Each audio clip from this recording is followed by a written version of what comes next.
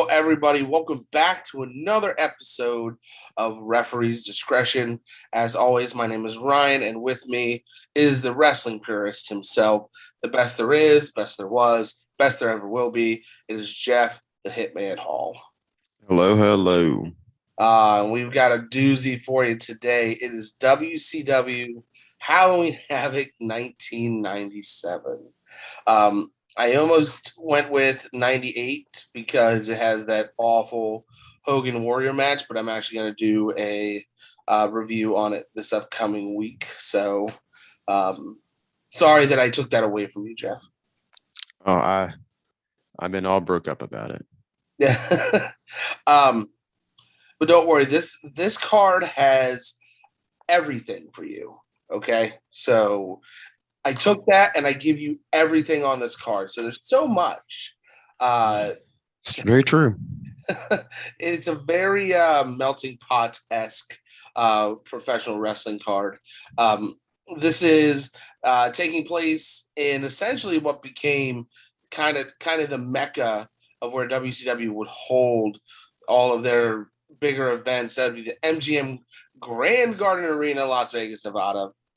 The attendance for this was almost 12,500 people, which still boggles my mind. But in 97, I believe we were still on that 83-week span where WCW was beating WWF in the ratings. Yeah. So let's not waste any time. Let's get started. Opening contest is Ultimo Dragon versus Yuji Nagata being accompanied by Sonny Ono. Just so much to unpack in just who's in this match. Let's start off and give Sonny Ono some credit because right out the gate, he comes out there and takes a Polaroid camera or a disposable camera. Some people don't have no idea what I'm talking about, but takes a disposable camera and takes a selfie of him and Yuji Nagata. So give him his credit. Yep. Oh yeah. Sonny Ono was selfie. Yeah. Sonny Ono was the early selfie man. He was very much ahead of the curve too, I think, because he would have like hired guns, and then a few years later we would go to get Kai, which would essentially be the same thing, just in a comedy version of it. Yeah. But yeah, this match was pretty okay. Go ahead. No. Yeah, like you said, pretty good match. I just haven't seen younger Nagata in a long time. We've just been used to seeing him, past, I guess, 10 years, 20 years old. Man, I forgot that he, you just look at him so long as Blue Justice, you forgot that he was a young whippersnapper at some point. Yeah. I would always pick Yuji Nagata when I would play WCW NWO Revenge on Nintendo 64 every time. Yeah, I don't know why. But now I know why. This is actually a pretty strong opener. I think it's a good match, but a strong opener. Well, one of my favorite wrestlers of all time. Anytime you got Ultimo Dragon on the card, and starting off the show, yeah. I don't think you can go wrong. Yeah. Is Ultimo Dragon the most underrated guy to come through WCW? He could be, yeah. And I think he would be, bigger if he wasn't necessarily a cruiserweight in the WCW eyes. If he was a bigger guy physically, I think he'd have got a little more run, a little more, push. Mm-hmm. But the whole story here is that Nagata's working over Ultimo Dragon's arm. We do see the flock in the audience from time to time. They keep showing them. And we even get Mike Tenay throughout the match, saying that Ultimo Dragon has bone chips in his elbow. Yeah. I forgot about that. Yeah, it was definitely like just even the subtleness of this is why Yuji Nagata is working on the arm, and then he continues to work on the arm. Another thing too is Mike Tenay, Dusty Rhodes, Tony Schiavone. I didn't forget because I watched this, growing up. And another thing too, while I'm at it, when you go back and you watch some of these pay-per-views and some of these shows, we can look back at them now and say like, oh, well, look how bad this was, or this or that was, and it very well may be. But some of this stuff the crowd absolutely loves. I mean, they're just so hot for some of this stuff, and not like now on like a Mark way where they were going to be, where we're now that they're going to be hot for it no matter what. No, these crowds, if it's good stuff, well, to them, if it's good stuff to them, they like it. If it's not, it's not. And some of the stuff that they pop for is just, or that they're hot about, is just wild sometimes. Yeah, for sure. But the finish for this match is Nagata escapes a Dragon Sleeper and locks in an armbar, and there's a period where he's trying to fight off tapping and then just eventually just succumbs to it. And then post-match, he just continues to take out the arm, which good heel work there. As far as openers go, I give it 3.25 out of 5. I can't give it quite to 3.5. The crowd was into it. There were some speed bumps, but nothing too obvious. But I think it's better than just your average opener. No, I agree. I gave it 3 as well. I don't know. I try to stay away from halves and quarters, but yeah, I gave it 3. Very, very, very, very, very solid match. Sometimes it's hard because it's not a 4, it's not a 3, but 3.5 seems too high, and then you're like, oh crap. Well, 3.25 then, I guess. Yeah, it makes sense. It's always tough. We get Disco Inferno at the WCW Wrestling.com table, which always boggled my mind because WCW stands for World Championship Wrestling. So when you say the whole thing, World Championship Wrestling. Yep. Then again, that's why we're putting a hat on a hat here. Yeah. A pole and a pole match. Yeah. But Disco is facing Jacqueline tonight. She's saying that she should be interviewed instead, and then jumps to attack him. Onto an unadvertised match. This would be Gato. Yes, that Gato. Taking on Chris Jericho. But he looks a little bit different than the last time you've seen him, probably. Probably. Yeah. But yeah, this was not advertised, and it's kind of strange for me because they had a feud a few years back outside of WCW, and I don't know why they wouldn't at least be like, oh, hey, just added this match on, or hey, we're getting this on Sunday. Well, you think maybe there was somebody needed to do somebody a solid, you know what I mean? Or hey, remember that one time you said you get me back, you know what I mean? Yeah. Could have been that type of deal. Yeah. But yeah, this is a fine match. There is one spot where I swear to God, somebody died. Jericho, definitely not in my contract. Go ahead. I'm sorry. Yeah, Jericho goes for the Super Rana, and essentially both guys spike themselves into the mat, which Jericho since then has thanked Gato because he kind of helps Jericho not fall directly on his head, which I forgot about. But he credits him for essentially um, keeping his wrestling career alive. Wow, I didn't know that part. Yeah, yeah. He said a couple more inches and he would have been paralyzed, which is mind blowing to me. No, well, no, that he's correct. I just didn't know they had talked about it. This was a really good match, Mhm. and this is the stuff that AEW and other people are trying to do now, where you have this is the difference between WWE or F back then and WCW. You had Gato and Nagata on a pay-per-view.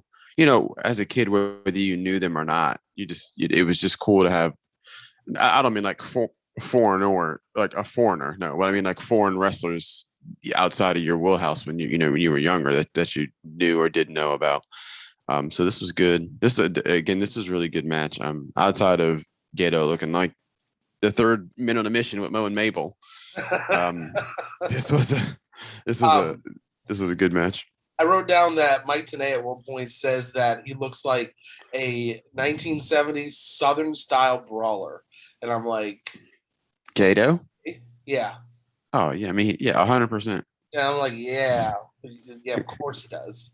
Yeah, Right. he's a man on a mission. It also, I guess I am going to knock Chris Jericho, and he is older, but it also goes to show you. I didn't forget, but you watch this match and you're like, man, Chris Jericho used to be able to go. He's so good. Yeah. If you get a chance, because I've been catching up on some old Talk is Jericho episodes that I missed. He has Lance Storm on, and Lance Storm now used to be a trainer and a coach with WWE before he was let go, but now he just does does like match reviews. I guess you can send them in your tape and critiques and stuff. Cool. He went back and did the title versus mask match between Jericho and Hoovy from like Super Brawl in 1998. But just listening to that and like other people appreciating like cruiserweight wrestling, like even today, like it's and this match kind of goes against the grain a little bit as far as what typical cruiserweights would do because I thought this was more of a physical match. Um, but just how underrated I think the whole cruiserweight scene was before we had kind of Chris Benoit get a push there before he jumped to the F. You had Eddie Guerrero and Rey Mysterio, who we'll get to in a minute or two, but just so underrated. And it's crazy to think that this went on for so many years. Yeah, and I think you almost become numb to it because you just see good wrestling so much to the point where it's you just it's just you don't really I don't want to say you pop for it, but you just get used to it, and I don't know. I think it's a disservice that those guys didn't get the flowers while they were there. Yeah. Finish to the match though. Jericho locks on the line tamer. Gato taps. It was a little quicker than I thought it would be, but if it was an unadvertised match, it makes sense. I've got to add a solid 3.5. Sorry, a solid 3 out of 5. It was going to be 3.5, and then that spike really just scared the ever living daylights out of me. So, good the fact that they can both walk away. But I've got it at a solid 3. I actually went 2. Oh, not that it was a bad match. The spike, I didn't think it was slow. I just thought it was, I don't know, weird. If it's the match was a circle, I just thought it was weird in spots, like time wise, it was like slow and then fast, and then I feel like the pace was all. I mean, that's probably me just nitpicking, obviously, but the pace was all over the place for me. Yeah. So we cut to Mean Gene getting talking to Deborah, trying to find out who the mystery opponent is for Mongo on the evening. Whatever, we'll get to it. Jesus Christ. Best match on the card. Yeah. Let's talk about what we're all here for. This is the title versus mask match. This is Eddie Guerrero defending against Rey Mysterio Jr. Go ahead, Jeff. No. Well, Go ahead. I don't want to sound like a broken record, but this is just an absolute masterclass. One, you get Rey Mysterio coming out in his Phantom themed gimmick. A lot of kids now and people don't even know who the Phantom is. It's a comic book. It's a movie. It's do your damn research. But this match, like we just talked about, like cruiserweights, and later on you see Eddie become yoked. So you're like, well, he's a cruiserweight. Well, yeah, at one time he was a cruiserweight. It just has everything. This is everything in a match, and I think this is the pinnacle. Not the pinnacle, but the height of how good these cruiserweight matches could be on WCW that we just touched on. Also, I mean, you have two Hall of Fame legend guys too, Eddie Guerrero. I just can't gush about this match, anymore. And like you said earlier, before we started, at the start of the show, this card kind of has everything because you have this match, you have some other stuff that's kind of funny. You have some intergender stuff. It literally has a little bit of everything. And this match wasn't a letdown. It was everything I thought it was going to be. I mean, I remember this match anyway, but again, it's always good to go back and see these, lay eyes on these things again. Yeah, agreed. So is this the best WCW match not involving Ric Flair and Ricky Steamboat?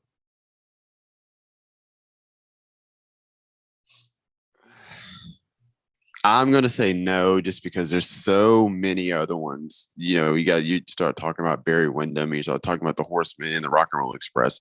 So I'm gonna say no, just so that Let me make it easy for you then. Is this the best singles match, not including Ric Flair and Ricky Steamboat? I don't know. It's definitely up there.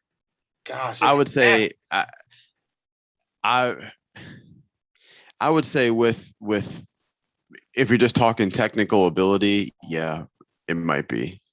Yeah, that you summed it up perfectly. There's everything in this match. Eddie's aggressiveness in the match just meshes so well with Ray's in-ring face work, and just everything that Eddie does is with so much violence. Coming in as the heel. Also, let's talk about Eddie Guerrero's best theme, okay? Because it's definitely this Latino World Order theme, and you can come at us at the comments, but I don't care. It's so good, and he's such a grimy, just low life heel here. Oh, you want to punch him. You want to punch him in the face. Yeah, he's doing his job. And this match, it's so good that you could sit down and watch it. And if you were done, and when it was over, and if it was over and someone told you that you watch this match for 2 hours, I'd be like, oh, okay. You know what I mean? Like I wouldn't be like 2 hours. Like there wasn't one point in time during this match where I was like, man, this is going a little long, or this is dragging, or this needs to be sped up. No, everything was right where it needed to be at the right time while they were doing the absolute right thing. Yeah. The finish though, Eddie's up at the top going for a Super Splash Mountain. Ray counters with a Hurricane Rana for the win. You're crazy at this point if you thought that Rey Mysterio was losing his mask. I'll eat my words. Probably 2 years later. Not necessarily, because he loses it for no reason and then gets it back for no reason. But we'll say that for another day. But yeah, this is a 5-star match for me, and it's crazy to think. We just had a 5-star match on AEW Dynamite a couple weeks back with Kenny Omega, Bryan Danielson, which is a 5-star match in its own right. there's so many ways that you can classify, I think, a 5-star match. Um, Yeah, no, I mean, I think it's also subjective to very much so. people. So, I mean, there's that. Yeah, and I think not to get too far off, but the one on Dynamite, I think it was just the perfect storm of it was a debut match. You had somebody that could match Kenny Omega's style. The crowd was red hot for it. Um, there was no elite shenanigans. Yeah. And it was the right booking decision. I think it was for that. It was the perfect storm. Well, and the marks don't want to hear me say this, but Kenny Omega is always better when he's not chasing, but when he's not leading the match. Yeah. And that's what people like, don't, Jeff, you're crazy. Yeah. No, Bryan Danielson led that match. And if you really know wrestling and know what you're looking at, you can see Bryan Danielson led that match and not laid that match out, but I mean, was working that match in that way. Now, obviously, those two guys can wrestle, and that's going to take care of itself. But I mean, the style of the wrestling and the way it was done, it wasn't just Omega doing his stuff over top of everybody else because that's what he does. Mm-hmm. No, Bryan Danielson knows when to speed it up. He knows when to slow it down. He knows exactly what to do because he is wrestling. Yeah, and comparing that match to this match, kind of apples and oranges. But in a way, they're kind of one and the same though. Both, I mean, kind of Ray playing the Bryan Danielson role to Eddie Guerrero's Kenny Omega role. But half of the time, nobody had to lead the other guy at any point in time. Yeah. And you can credit them for working together for so long and kind of having that bond that they have, outside of the ring. But there was a slip up or two, but if you don't grade this a 5-star, for one or two slip ups, tell me one 5-star match that is absolutely perfect. Because, and again, it's a subjective rating, but if you're gonna nitpick on that and go, oh yeah, 4.75, Dave Meltzer, you're crazy. Well, because Uncle Dave is, well, you're right. I don't want to get off beat here. You're right. You're absolutely right. Yeah. It goes downhill from here. Sorry. Does it ever? Oh boy. Remember when we said this card has everything? Oh yeah. Oh, it has everything. Yeah. So WCW Hotline 1-900-909-9900. Oh boy. All the time. I miss those things. I don't know if we're gonna touch on it, but the World War III little gimmick promo was really good too.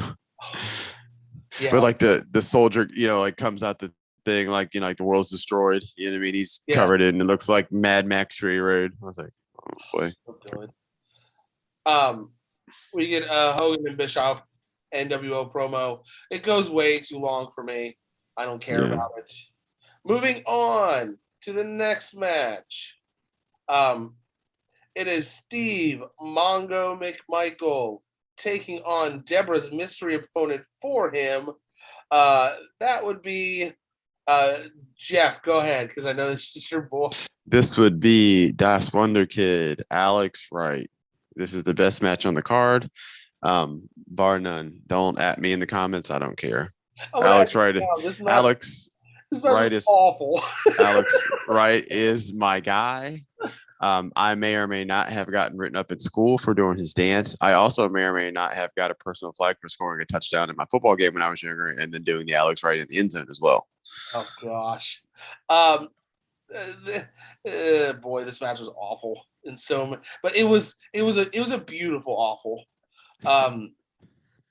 And just the legend of Steve Mongo McMichael, and well, if I could for a second, go ahead. Mongo McMichael, like you could put Mongo McMichael in the same category as like a Lex Luger, and you're like, Jeff, what? Yeah, except for one's great and the other one's terrible. Yeah. Um, Nothing happens in this match. No. Nothing. And it's literally nothing happens. It's a lot of Alex Wright, I should say cruiserweight Alex Wright, Yes. trying to overpower Steve Mongo McMichael, which, if you are unaware, former NFL defensive tackle. Yeah. 85 Bears. Yeah, just trying to overpower him. So Mongo hits a tombstone, which, my God, who gave him? Now, thank God he didn't paralyze anybody. But now knowing what we know, who gave him the tombstone? Yeah, well, also it almost sounds like too, Codd, you're about to say like who kind of gave him the green light. Yeah. Well, in these WCW days, Jack, there was no green light. It was come one, come all, do whatever you want. Yeah. So I was very clear in this next part how I worded everything. There's a Goldberg run in because it's not WCW if you don't have a run in. He hops the ropes, and Mongo clearly like locks eyes with him and sees him, like when he hops the ropes. Yes. But he acts like he didn't see him at all. Yeah, and not in the good way. You know what I mean? Yeah. Like not like a oh man, I didn't see this guy. No, we saw you see him. If that you know, you know what I mean? Like we actually saw you. But all right. Yeah. But he has to act like him because he has to eat a spear, a jackhammer. Alex Wright crawls on top of Mongo, gets the win. Goldberg takes his Super Bowl ring. Yeah, that's what he wanted. Well, this is oh, Jesus. This is the the booking or the overbooking, the million times way booking, probably people may be booking themselves or Yeah. I don't think the Kevin Nash booking hadn't started, you know, yet, but this is the WCW being WCW is going to WCW. And Mongo's selling of the spear the first time, just there's also some more questionable selling when we get to this card later, but you've never seen a Sting bat shot until you see this one. Oh yeah. Oh boy. Also takes out Alex Wright on the way out. This is a 0 star for me, but in the best of ways. Just no other just chef's kiss other than Steve Mongo McMichael match and him selling the spear like he got shot by a cannon. Yeah. This is a 1 star for me because I mean it's Mongo McMichaels and Alex Wright for me. So I don't, you know, I'm. What else do you need? Yeah, you're right.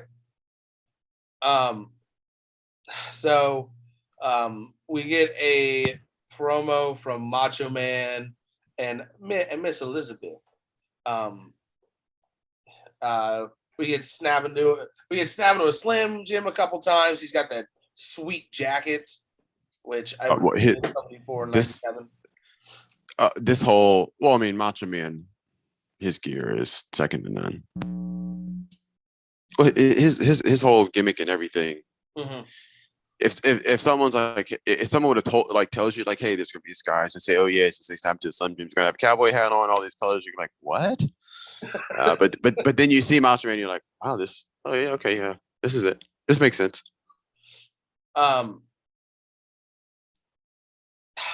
So we get in our next match, Disco Inferno versus Jacqueline. So, and I don't know if this is a work or a shoot because um, I've heard different stories throughout the years. See, Uh, I don't know anything. I mean, like I remember this match, but I don't know anything about what you're like about to say. You know what I'm saying? Like as in like I didn't know there was a a backstory. well, Disco Inferno is a well known misogynist. He does not do intergender wrestling. Um, and the story here was they wanted Jacqueline to take the title off of him, and he wouldn't do the job. And so, beginning of the match, they say that WCW officials and the Las Vegas Athletic Commission decide that a man and a woman can't compete for a championship. So they make this now a non-title matchup.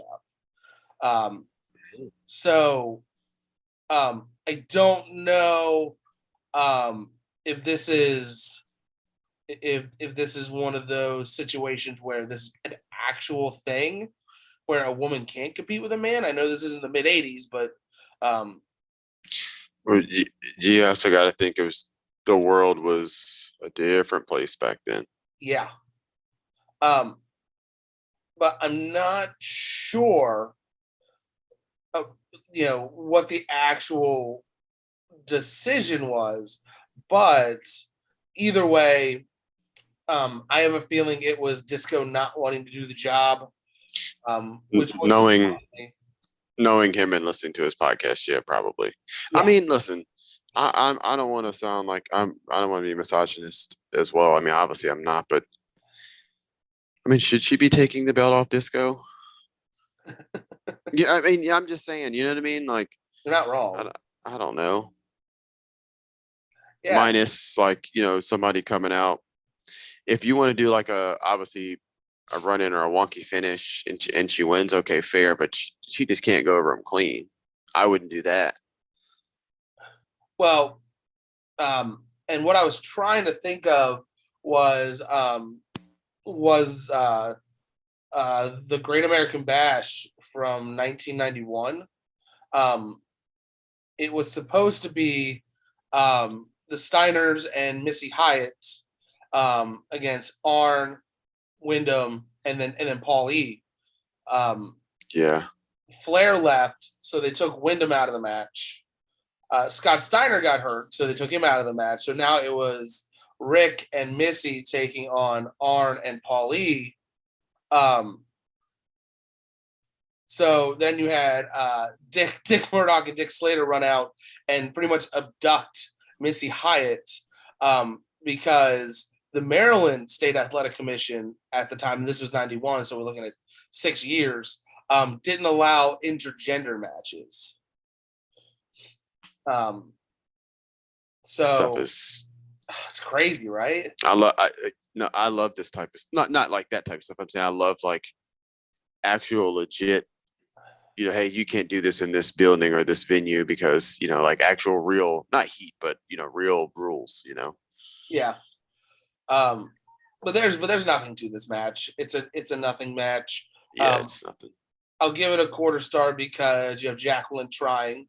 I won't get it to a half star because Disco Inferno is a scumbag. Yep. I will note that even Dusty Rhodes on commentary says it's hard for me to watch this thing. It's hard for me to watch this thing, Daddy. Yeah. Yeah, Got a bicycle.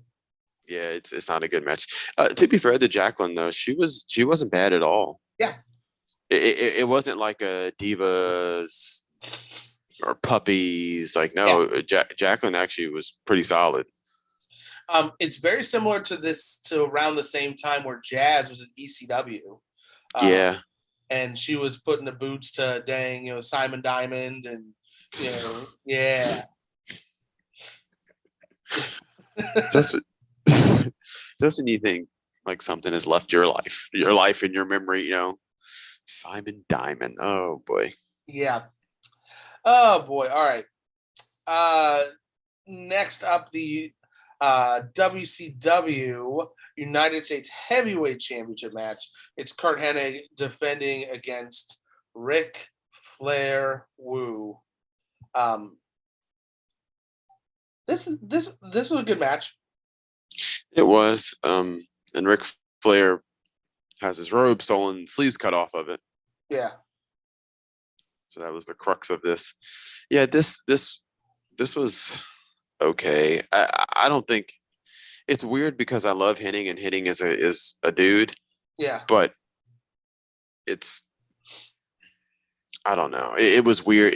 The match is weird to me because it's almost like not that Ric Flair and Kurt Hennig are the same guy because they're absolutely aren't. They aren't. You know, Hennig is a way more was a better wrestler, worker. Well, not worker, wrestler than Rick. Yeah. I don't know. It just didn't work for me. If that makes. Yeah, it didn't click. The story was there, which is Hennig turned on the Horsemen back at War Games. For me, if you watched it with like this no sound, you almost would think like, oh, like were these guys like two tag team partners and they're upset at each other, or it almost looked like that. Like we're wrestling and fighting, but one trying to teach someone a lesson for doing something, not necessarily actual competing, two guys that don't like each other necessarily. If you look at it in that vein. Yeah. But I completely agree. There is, just something that didn't click in this match. Kind of the back half of the match, though. Hennig goes to walk out with his title, and it's not his title. It's not the United States title. I don't know if you caught that. Yeah, I did. It's the Cruiserweight title. Yep. Like, what happened to the U.S. title? Maybe they just thought nobody would notice. I guess. And this is WCW at its. Oh, I mean, not. Well, I guess this is the height of his powers. This booking and some of this stuff, and this is also some of the stuff that I have a problem with AEW. Is like this. Sometimes some of this stuff is like this is a national television wrestling show. Everybody, you know what I mean? And we have some of these things that just can't happen. Later on in the card, we're going to get to an army of stings. There's that, but it's just in the main event. Good Lord, the main event. Yeah. We definitely have a lot to get to, but the finish of this one, Flair puts the title around Hennig's face as he's in the Tree of Woe, stomps it. It's disqualification. There was something to Ric Flair's offense, though, in this one that added a little extra something for me. I've got it at 2.5 out of 5. It's a fine match. Nothing. I mean, obviously, both of these guys can work better. Yes. I think the story kind of saves this one a little bit, and Flair's aggression, which I think was absolutely necessary if they were going to take the feud this way. But you can also tell with the finish that they're going to have a rematch here down the line. Yeah, I gave it a 2-star. I didn't like it. I didn't like it. That's fair. It was weird. It was I don't know. I didn't like it. No, I mean I didn't think it was going to be a 5-star match by no means, but I didn't like it. Yeah. So I got to take a step back because I forgot about this next part. So back because I skipped over it intentionally with the Hogan and Bischoff promo. And I just said it went too long, so I didn't care. So they say that Hogan won't compete tonight because of unsafe working environment. That's right. Shawn Michaels. Yeah, essentially. And then he'll sign if he can guarantee that Sting won't be in the building. So cut to now. Mean Gene brings out J.J. Dillon talking about what Hogan wants. He says that Hogan will compete tonight. Bischoff comes out to argue. I love J.J. Dillon in this role also. Yeah. And then he has a contract signed by Sting saying he won't be there tonight. And then he says that if Sting shows up, the NWO wants Nitro. Okay. Kind of just something to fill time, it seems. Yeah. Yeah. Okay. Take a deep breath, because it's gonna get good. We have Larry Zbyszko here as the special guest referee.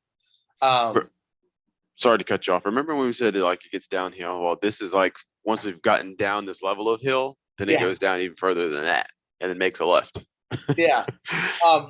It's Scott Hall versus Lex Luger. Lex Luger, we've come to find out, is absolutely atrocious in ring. Not that he was ever what you would call a mat technician, but I can tell you, as a younger kid, I was a Lex Luger kid. He was always the good guy. He was always. Were you really? I wouldn't say no. I wouldn't say like a loser guy. It makes sense. I wouldn't he wasn't like a favorite of mine, but I wouldn't crap all over his work like I do now. No, well that's fair. But yeah, this is exactly what you think it is. Think of that in your mind, and that's what it is. It's exactly what this is. I'm not gonna waste my time. Don't. This is don't, because we have to waste too much time on the main event. So there's a lot of cheap shots, a lot of things that should be a disqualification. We got some run-ins. The finish is that Scott Hall is arguing with Zbyszko, shoves him into Luger, who puts him into a torture rack. He submits. Half a star at best. I feel like I'm being generous, but I kind of enjoyed the finish, and it might be because and Zbyszko, I don't like Zbyszko either. I can stand Larry Zbyszko. This was the worst. This was the absolute worst. Yeah, this wasn't good either, and I think I was not. Oh, and this match was painfully boring. Okay. Well, you have,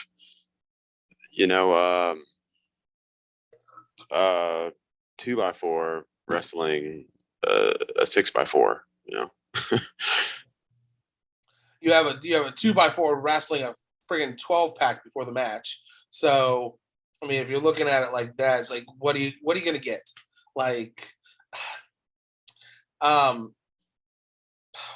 Whatever. Next match is, So this is a Las Vegas sudden death match.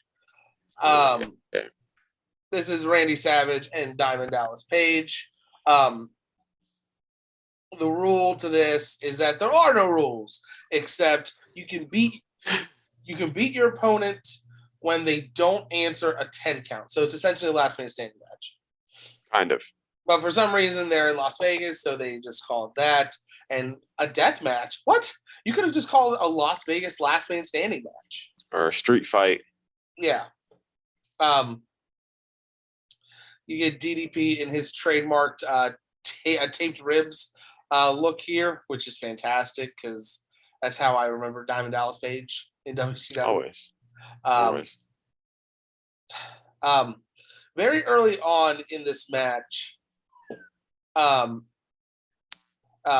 DDP hits Savage with a piece of the set, and Dusty Rhodes on commentary loses his absolute mind and I watched this a few times, and I had to turn on the subtitles to get it all.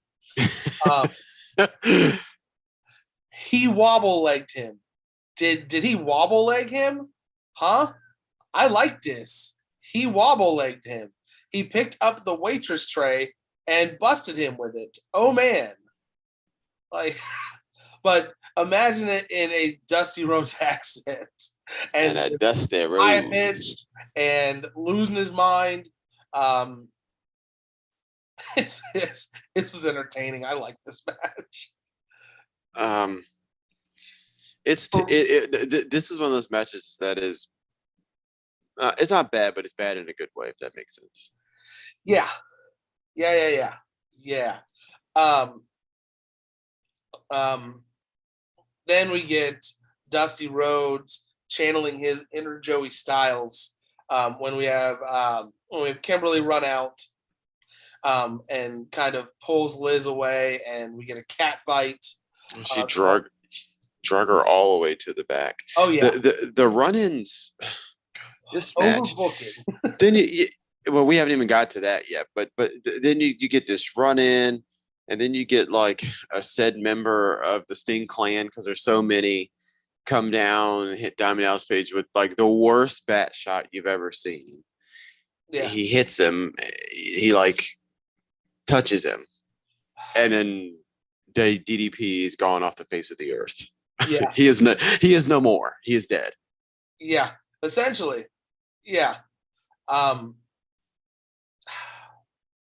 But yeah, he doesn't answer the 10 count.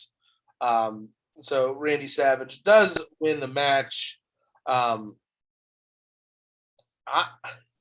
have it at a 3.5 star. And I know. I'm a glutton for this kind of stuff, though. You know, and I know these kind of matches aren't for everyone. And I should take away for the finish. But I also give these two credit for I don't remember, and it's probably because I haven't seen it yet, a bad Savage and DDP match. I'm sure there's a few out there. This isn't one of them, though. This is a solid match, if you can call it that. My only things are the bat shot. There was a ref bump that didn't need to happen because Nick Patrick just no-selled it. Nick Patrick doing Nick Patrick things. I thought it was fun. Yeah. This match was not great. It's a 2-star match for me. The interminglings, like when they're doing their stuff and they're doing their wrestling, that stuff's fine because it's DDP and it's Macho Man, so that stuff works. It's just literally everything else. Yeah. We do get a stretcher job. DDP's on the stretcher. No, he's dead. I mean, like, I obviously didn't remember this match, you know. So I'm watching this match. I'm like, okay. And like at the end, I'm like, oh, that's it. Okay. Yeah. Savage jumps him during the walk off. They say on commentary that Sting was wearing Hogan's boots. What does that mean? You know, like what does that mean? Are they 2 sizes too big? Are they loaded? Are they 10 pounds heavier? I don't know. These are actually the boots El Phantasmo wears now. Yes. Jeez. That's a good pull. All right. Steel cage match. Non-title match. Still there's your red flag right there. But go ahead. Yeah, like I get it, but I don't understand it. I don't understand any of this. Yeah, you got Hulk Hogan, you got Roddy Piper, you got run-ins, you got random guy like you got fake stings. You have a black sting. Yeah. Did you not pop for that when he threw him out the thing? It's like, this one's black? Like, and like, I'm not being racist, but I mean, just in the sense of like, you couldn't find another white guy to play Sting. You know what I mean? Nope. Like, just They were all taken for continuity purposes. Like what? Hogan throws him out, and he looks like even Hogan didn't know. You could tell Hogan throws the black Sting out in the wing of the hat turns, and he turns kind of like, oh shit, he was black. Like what? Oh, it's funny to me because we joke we joke you know on and off the WrestleCast like oh, what are they gonna do? Put all the black guys together because they don't know what to do with them, and that's always go to. And just the fact that you're like, oh hey, one of them's black. Like they had nobody else, I guess. Like, and again, like, disclaimer, I'm a black man. Yeah, I was watching it, like, you couldn't find anybody else, like not one other person. And I'm not like discriminating. Hell, obviously, good for them. I guess WCW was ahead of the curve, but okay, it was just like, what? Like, and the other rando Sting gets beat up, and he's like a guy, just a guy. I don't know. Go ahead, Codd. I'm sorry. I went on it. So this cage, it's a Hell in a Cell. It looks like, but just no roof to it. This is a terrible cage, by the way. Oh, it's awful. Well, this is a gimmick cage for old guys doing what they're doing. Yeah, because it's too high to climb. So that takes that element completely out of it, which is good because neither one of these guys, A, should be wrestling each other, or B, for that matter, climbing a cage. It's the bump Macho Man takes off the top of it. Like he could have tore his knee. Like, just imagine, in those days wrestling, you're making a living and like, hey, Randy, we're gonna need you to jump off the top to do a double axe handle. Then that's it. Yeah. Like, okay. Like he could have broke his leg, his hip, his everything. I can tell you, he was probably in bad shape after this. Oh my god. Yeah. This spot was by far one of the worst he's taken. Yeah. Like, that's not in my contract, first of all. Well. The thing is, Savage does that, and he's great at that. But if you're in the modern wrestling, if you have AEW style, 20 people down there waiting for 10 minutes to catch them, that's one thing. But no, you want him to come all the way down because Hogan wasn't going to catch him doing anything. So you want him to come all the way down and land on his legs, on his knees. I'd have told him where they could take that one. Yeah. So I think there were 5 stings that I counted. Yeah. Give or take. So 5 fake stings, give or take, maybe 1 or 2. Savage does climb the tallest cage, does a double axe handle, barely hits Hogan enough to be able to sell it. Piper locks in a sleeper. Hogan passes out. So Hogan doesn't lose per se. He passes out. So Piper doesn't necessarily beat him. Also, like I said, this is a non-title match. And like Jeff said, that should have been your red flag right there. So before we go any further, this is a 0-star match, and I'm gonna move on. A whole lot of shenanigans after the match. Hogan takes the Sting mask off, and it's a black guy.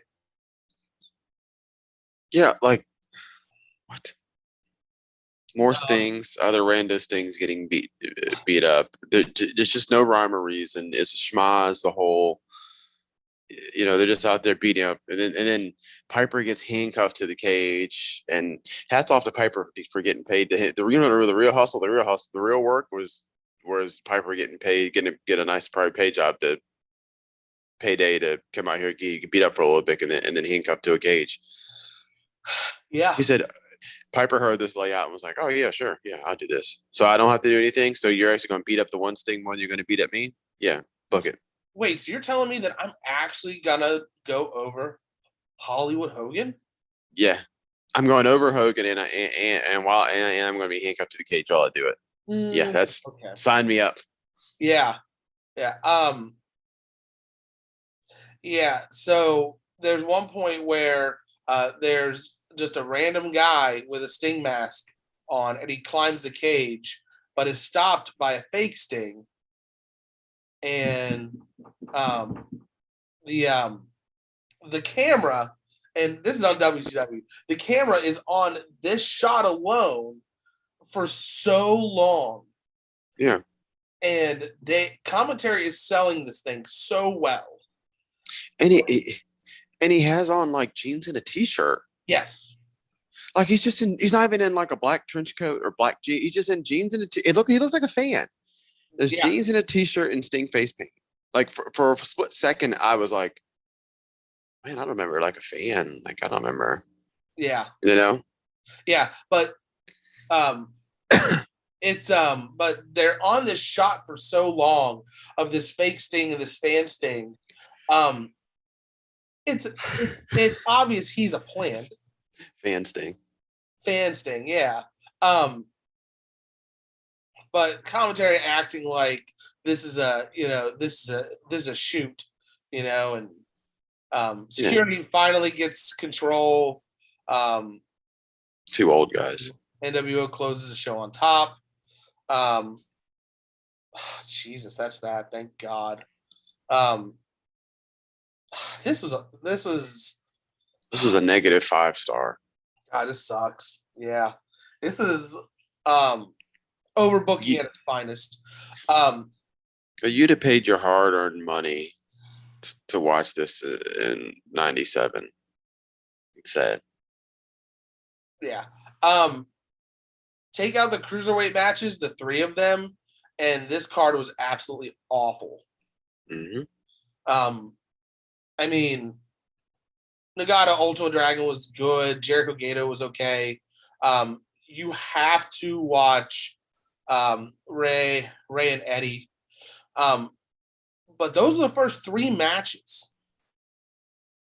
And then by the time you get to this one, you've forgotten all of that. Yeah. And then you get the Mongo match, the Disco match, the Flair match, then the Luger match. It's like, oh my God. Everything after the first. All right, so this card had 9 matches on it. 2/3 of it was awful. It felt like 2 pay-per-views. Yeah, which only means 1/3 of it was good. Yep. And I don't understand it. You have all this talent, but I just want to look to World War III the following month. You get a rematch between Nagata and Ultimate Dragon, a rematch between Mongo and Alex Wright, a rematch between Eddie and Ray, and a rematch between Hennig and Flair. So there's 4 rematches on the next card. That you're paying for again. Yeah, and there's 9 matches on that, one of which is the World War III match. So you're only getting 4 brand new matches that you may have or probably have seen on Nitro or Thunder by this point. Mm-hmm. I mean, so just a bad stretch here, I think. And it's BADD bad. Yeah. Oh boy. Well, that's it for this one. Another just another WCW stinker that just didn't get it. Obviously the cruiserweight stuff's good, everything else is garbage. Us just punishing ourselves. Gotta love it, right? But yeah, that's it for this one. Jeff, where can they find you on the socials? Jeff M. Hall 1 on the Twitter machine. And that is it. Yeah. On to our next episode here in 2 weeks. So we are looking at Sunday, October 17th. it is going to be a trip to 2015.